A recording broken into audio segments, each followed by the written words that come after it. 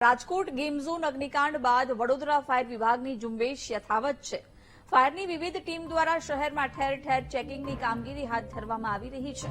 આ દરમિયાન 16 હોસ્પિટલ સહિત વધુ 29 એકમોને નોટિસ અપાઈ છે, જેમાં ગોત્રીની અમન હોસ્પિટલ, સેવાસીની અંજના હોસ્પિટલને નોટિસ અપાઈ છે, જ્યારે કારેલીબાગમાં 2 કોમ્પ્લેક્સ અને 1 મોલના વીજ કનેક્શન કટ કરવામાં આવ્યા છે। આ તરફ માંજલપુરમાં ટાયરના વેપારી સામે ફાયર એનઓસી અંગે ગુનો દાખલ કરવામાં આવ્યો છે। મહત્વનું છે કે રાજકોટ અગ્નિકાંડ બાદ વડોદરા મહાનગરપાલિકા અને ફાયર બ્રિગેડની ટીમો દ્વારા શહેરમાં કુલ 292 સ્થળોએ ચેકિંગ હાથ ધરાયું, જેમાં અત્યાર સુધી ફાયર સેફટી અને એનઓસી ન હોય તેવા 247 એકમોને નોટિસ ફટકારાઈ છે, જ્યારે દુકાનો, ક્લાસીસ, પ્લે સેન્ટર મળી કુલ 219 એકમો સીલ કરવામાં આવ્યા છે।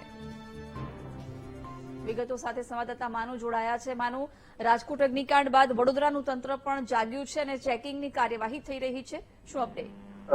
જિજ્ઞાસા, રાજકોટની જે અગ્નિકાંડ બન્યો ત્યારબાદ વડોદરા ફાયર બ્રિગેડ, કોર્પોરેશન અને કલેક્ટર કચેરી હરકતમાં આવી છે।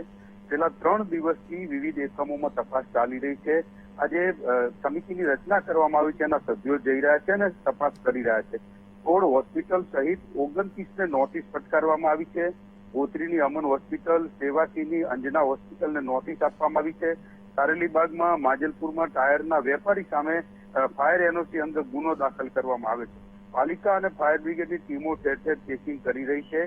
શહેરમાં 292 સ્થળોએ ચેકિંગ હાથ ધરવામાં આવ્યું।